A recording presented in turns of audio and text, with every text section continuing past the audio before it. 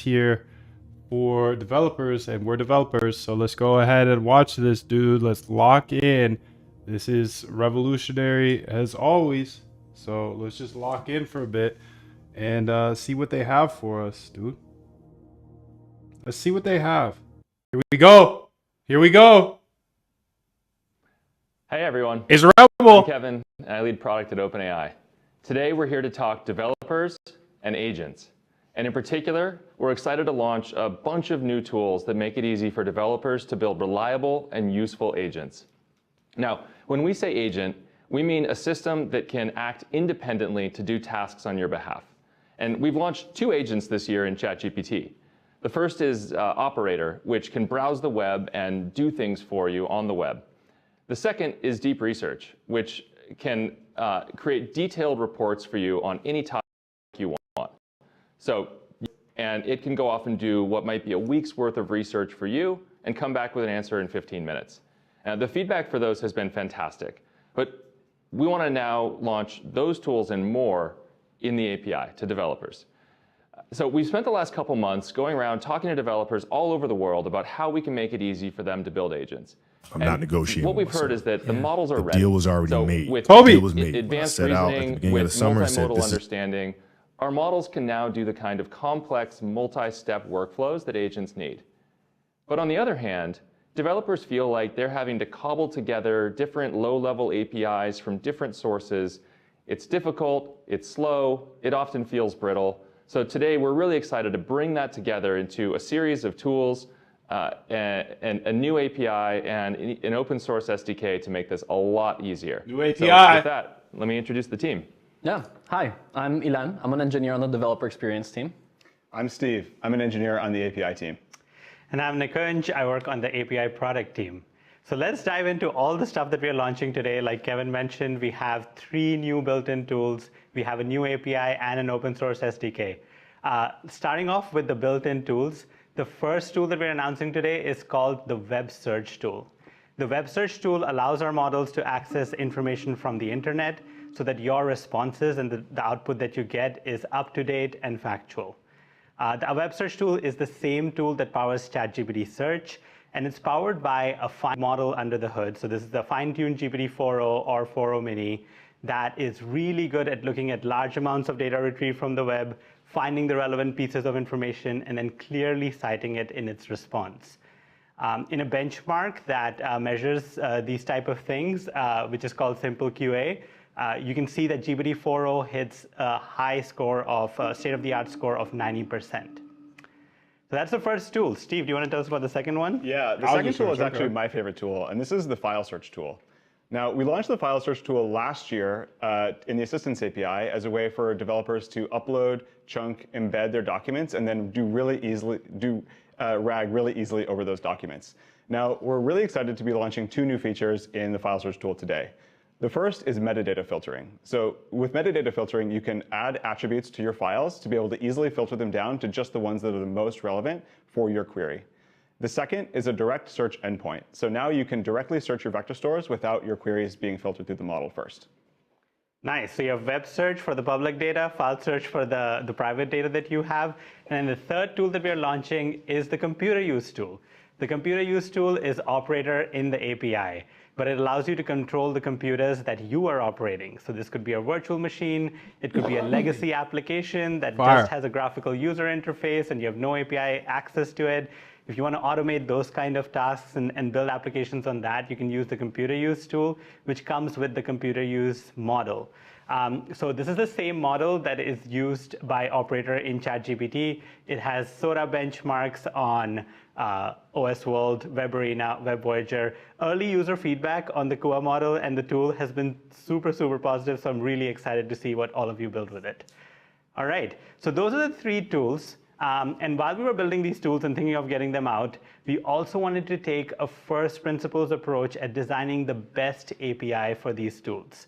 We released chat completions, I think, in March 2023 alongside GPT 3.5 Turbo. And every single API interaction at that time was just text in and text out. Since then, we've introduced multimodality. So you have images, you have audio. We are introducing tools today. And you also have products like O1 Pro, Deep Research Operator that make these multiple model turns and multiple tool calls behind the scenes. So we wanted to build an API primitive that is flexible enough. It supports multiple turns. It supports tools. And we're calling this new API the Responses API. And to show you the Responses API, I'm going to hand it over to Steve. Cool. See it, dude. Let's go ahead and take a look at the Responses API. Show us, So Steve. if you've used chat completions before, this will look really familiar to you. You select some context, you pick a model, and you get a response.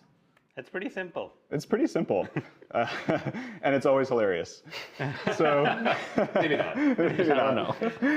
know. So to demonstrate the power of the Responses API, we're going to be building sort of a personal stylist assistant. So let's start off by giving it some instructions. You are a personal stylist. You're only typing in front of like 50,000 people right now. Don't worry about it. Cool. And we'll say, we'll get rid of this, and we'll say, what are some of the latest trends? The joke's in the context. The joke is in the context. Let's see what it says. OK, cool.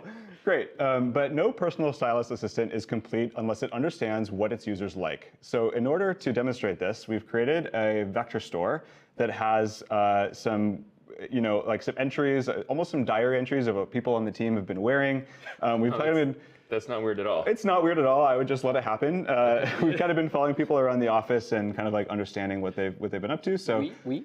yeah. There's a team on it. Yeah. So I'll go ahead and add the file search tool, and I'll copy in my vector store ID. And here I can actually filter down the files in this vector store to just the ones that are relevant to the person that we want to style. So in this case, let's start with Ilan. We'll go ahead and filter down to his username. Yeah. And we'll come back here, and we'll refresh. And we'll say, can you briefly summarize what Ilan likes to wear? I often ask ChatGPT this question. Yeah, but it never knows, and now it can actually tell you what Ilan likes to wear. Cool, so Ilan has a distinct and consistent style characterized by a Miami chic. That's really awesome. So the file search tool is a great way to bring information about your users into your application. But in order to be able to create a really good application for this personal stylist, we want to be able to bring in fresh data from around the web so that we have both the newest information and also stuff that's really relevant to your users. So in order to demonstrate that, I'll add the web search tool. Cool. The web search tool is really great because you can also add data about like where your user is. So let's try with somebody else. Kevin, are you happen to be taking any trips anytime soon? Let's say Tokyo. OK, cool. Tokyo. So I'll put in Tokyo here. And we'll swap in Kevin. And the Responses API is really cool because it can do multiple things at once. It can call a file search tool, it can call the web search tool, and it can give you a final answer just in one API response. So in order to tell it exactly what we want, let's give it some instructions. And it'd be good if I knew how to code well. Great. You say you're an engineer here. Yeah, well, I'm in training. So what we want the model to do is when it's asked to recommend products, we want it to use the file search tool to understand what Kevin likes, and then use the web search tool to find a store near him where he can buy something that he might be interested in. So let's go back and say, find me a jacket that I would like nearby. And what the model will do is it will issue a file search tool call to understand what kinds of things Kevin likes to wear. And then it will issue a web search tool call to then go and find stuff that Kevin would like based on where he is. So the model was able to, just in the scope of one API call, find a bunch of Patagonia stores in Tokyo. Just for you, Kevin. Which actually corresponds to Kevin's preferences. He's been wearing a lot of Patagonia around the office.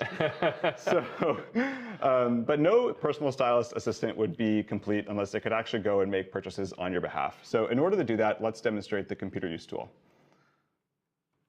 So we'll go ahead and add this. We're using the computer use preview model and the computer use preview tool. And we will ask, help me find my friend Kevin a new Patagonia jacket. What's your favorite color, Kevin? Let's go with black. In black. Can't have too many black Patagonia jackets. And what the model will do is it will ask us for a screenshot. And we have a Docker container running locally on this computer. And we will go ahead and send that screenshot to the model. It will look at the state of the computer and issue another action. Click, drag, move, type. And then we will execute that action, take another screenshot, send it back to the model, and then it will continue in this fashion until it feels that it's completed the task, and then return a final answer. So while this is kind of going and doing its thing, we'll hand it back to Nikunj. Yeah, awesome. So these are some really cool tools and a really flexible API for you to build agents, and you have amazing building blocks to do that now. But for those of you who have built more complex applications, like say you're building a customer support agent, it's not always about just having one agent that's sort of the personal stylist. You also have some agentic application that's doing your refunds. You have another thing that's answering customer support, FAQ queries. You have something else that's dealing with orders and billing, etc. And to make these applications easy to build, we released an SDK last year called Swarm. And Swarm made it easy to do agent orchestration. This was supposed to be an experimental and educational thing, but so many of you took it to production anyway. So you're like forcing our hand over here. and so we've decided to take Swarm and make it production ready, add a bunch of new features, and we're going to be rebranding it to be called the Agents SDK. Ilan built Swarm and helped build it, so I'm going to hand it over to him to tell you more about how it works. Yeah, thanks, Nikunj.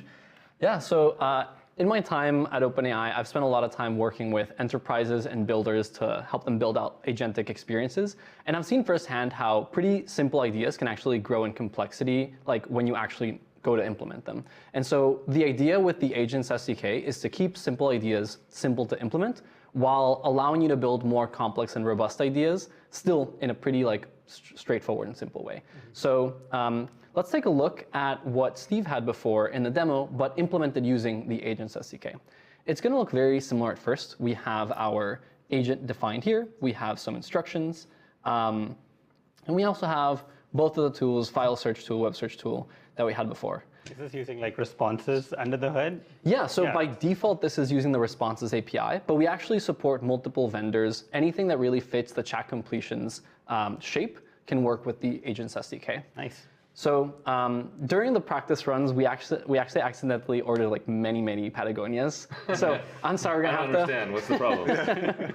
We're helping you here.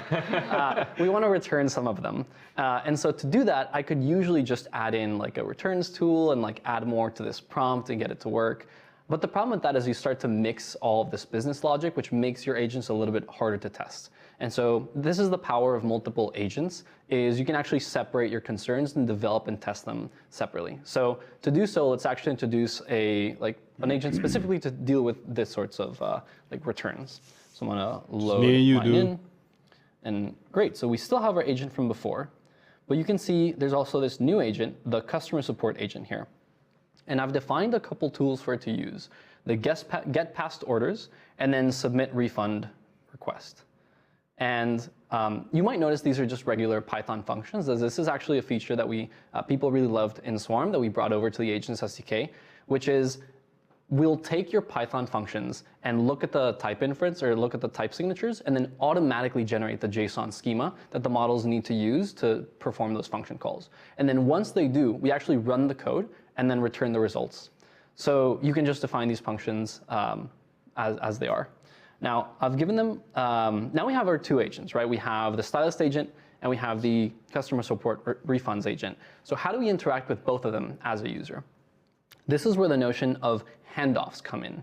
And a handoff is actually a pretty simple idea that's pretty powerful. And it's when you have one conversation where one agent is handling it, and then it hands it off to another, where you keep the entire conversation the same, but behind the scenes, you just swap out the instructions and the tools.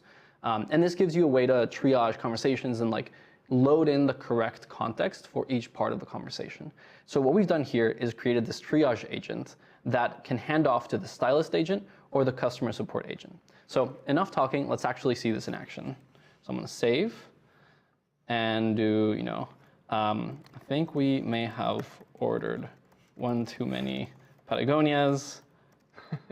Can you help me return? I don't understand. I know. I'm so sorry. I can get you one later.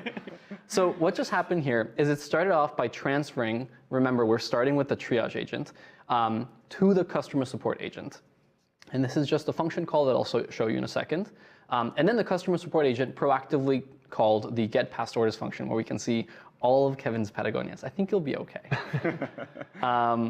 Cool. So to actually see what happened behind the scenes, usually you might need to add some debugging statements by hand. But one of the things that the Agents SDK brings right out of the box is monitoring and tracing. So I'm going to go over to the tracing UI that we have on our platform to actually take a look what just happened. So these are some of the previous runs that we've had. I'm just refreshing the page. And we can see the last one. And this last one, you can actually see exactly what happened. We started with a triage agent, which we sent a request to, made a handoff, and then switched over to the customer support agent, which called the function. Now, we can see what the original input was.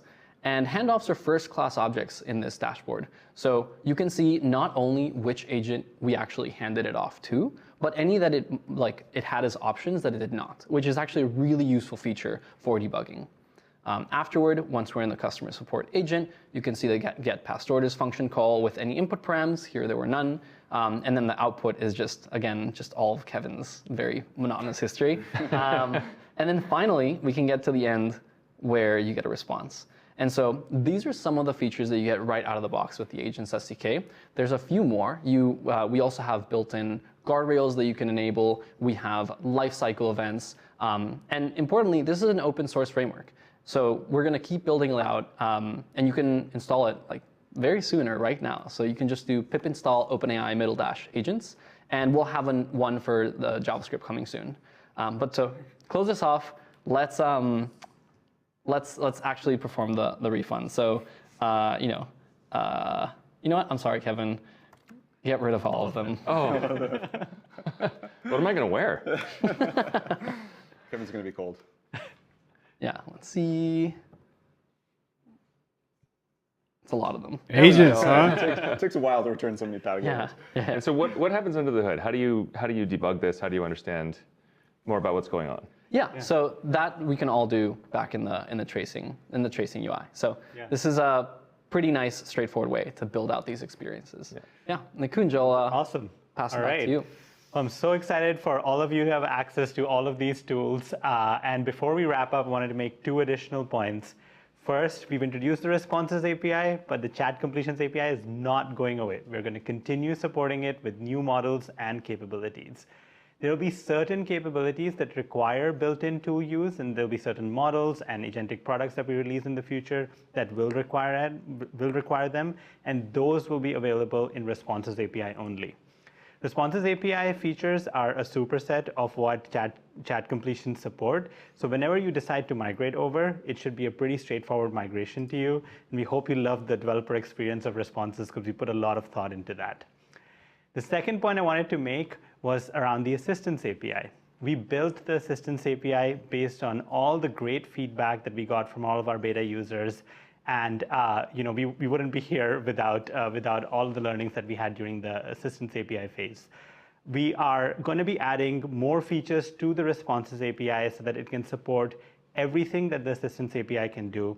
And once that happens, we'll be sharing a migration guide that makes it really easy for all of you to migrate your applications from Assistance to Responses without any loss of functionality or data. We'll give you ample time to move things over, and once we're done with that, we plan to sunset the Assistance API sometime in 2026. Night. We'll be sharing a lot more details about this offline as well. But yeah, that's it for me. I'll hand it over to Kevin to wrap us up. Awesome. Well, we're super excited to announce the Responses API and the idea that we can take a single powerful API and bring together a whole bunch of different tools, from reg and file search to web search to Kua and our operator computer use APIs. So, now, you can count on us to continue building powerful new models and bring more intelligence, to bring more powerful tools to help you build better agents. 2025 is going to be the year of the agent. It's the year that ChatGPT and our developer tools go from just answering questions to actually doing things for you out in the real world. We're super excited about that. we're just getting started. We know you are too, and we can't wait to see what you build. Okay, let's build it then. Let's build it. Thank you, fam. Thank you for this. Thank you for the new stuff to play with. Let's go play with it just for a secchi. I'm just gonna get a secchi of it. Let's say, what is this called? OpenAI. Create new repo. Okay, peace. Thanks for having us. What do you guys think? Let's say OpenAI response agents. Create a new repo. Publish it at GitHub. Let's go ahead and whip this open. What do you guys think though? I mean, what do I think? Well, what do I think? I think that this is new. Haha. It's new at least. So code dot. Okay, let's get up in that. Let's get up all the way up in there. Let's say main.py, main.py. Okay. Let's go here to here and say tflow bro. And then let's go say pip install. I think they said agents, right? Pip install OpenAI agents. Oh, nice. There we go. Okay. I don't know what to do from here, to be honest. Is there a way to like... I just pip installed OpenAI agents. Okay, I didn't hear any docs. Did you? OpenAI agent, OpenAI agents. Developer tools. Let's go to OpenAI Twitter. How about that? 4.5 agent tools. Live stream. API for agents. Past live streams. Come on, dog. You know what I'm looking for. This is the one detected. Maybe they're going to wait like 10 minutes or something. It's ready. Built in. Debugging. Got it. What? I already did that. Nah, I already got it. It's in OpenAI-agents. How do I go ahead and see what's up in there, though?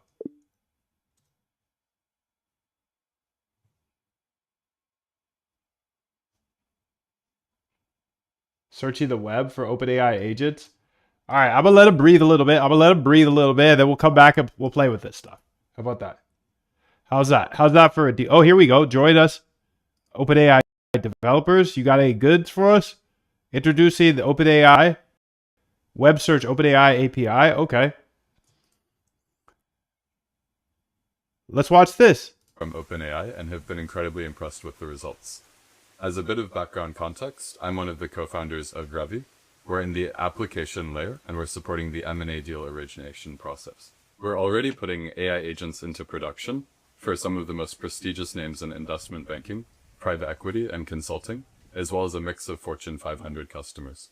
Much of the deal origination process is currently done manually by analysts. If you were to sit behind one of them at, say, 2 a.m., after they've gotten called in by one of their managing directors for a last-minute pitch or due diligence, you'll watch them do a painful amount of basic web search and basic, kind of research on companies to string together different data points. All of these research workflows can, of course, be reconstructed with AI agents with the right tooling. We've been extensively testing all of the different underlying search providers, and we found that the search API from OpenAI has been significantly outperforming. Whether we're looking for a basic data point, like say the full legal name of an entity, or something much more complex, like a company's entire fundraising history or their corporate ownership structure, we found that the search API has been hitting near 100% on all of our different evals. I'd like to introduce some of the agentic design that we've been using to get near perfect results out of the search API. I'd like to caveat this by saying that we've only been testing this for a few weeks, of course with an early access version, so none of this will be set in stone, and of course this will likely evolve in the coming months. There's two main ways that we've been orchestrating our agents with the search API. The first is having a simple system where we're just using one agent, and we're very clearly instructing it how we want it to make the search, how we want it to do the research, and then we're telling it to return the answer, essentially one-shotting the question. One-shotting? The second way is by using the search API as simply a way of neutral information gathering, and then feeding all of this neutral information to a second agent, maybe a more powerful reasoning agent, to make sense out of all of the information. Of course, the second system can be extended. It doesn't just need to be one initial agent making a search. It could be 5 or 10 if there are quite a few different ways of tackling a problem. This might be counterintuitive, but we've actually found that with more complex questions, it can be more performant to simply use the single agent system design, because of course there's no context loss. However, it's important to note that the problem or question that you're trying to solve needs to be very narrowly defined. When dealing with questions that are simple, but might require canvassing a large part of the internet to uncover the right data point that you're looking for, or to answer your question, this is often when we're seeing better performance out of the multi-agent system, where we're using a lot of different search agents to do initial search, and then feed all of that to a final reasoning agent. One thing to consider when using this system is that you want to make sure that the search agents don't bias the reasoning agent. You need to specifically prompt them to only do strictly neutral information gathering and not come to any conclusions about what the right answer might be. Again, I hope all of this was helpful. That was helpful, to get dude. as much performance out of. Thanks, bro. All right, let's read through this. Use when generating model responses. Okay, use built-in tools like web search and file search to extend the models. Okay, file search is for your independent inside your alpha. For you, dude. Web search is for external. Okay, when generating model responses, you can extend model capabilities using built-in tools. These tools help models access additional content and information from your web and your files. The example below uses the web search tool to use the latest information from the web to generate model responses. Okay, let's go ahead and try it, dude.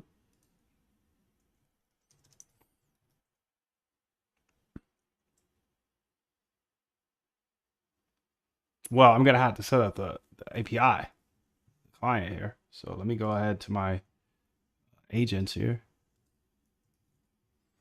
Let's get this one out of here. Let's go to Moondev AI agents for trading, and let's go to OpenAI data models. Okay. OpenAI model. And then we need to just initialize this somehow. OpenAI self.openai API key. Self.openai API key. Okay, well, this isn't too hard. I just got to get my API key over here. Let's just do this over here, though. And how should we execute this? Let's say scripts here. This is going to be called OAI agents. Okay, .py. Paste.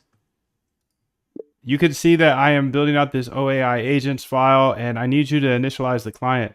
Pass it by keys. You can look at my .env. Don't show it on screen though to get the keys, and then let's try to run this. Don't change anything else besides the client equals OpenAI and pass it the keys and whatever you need to do.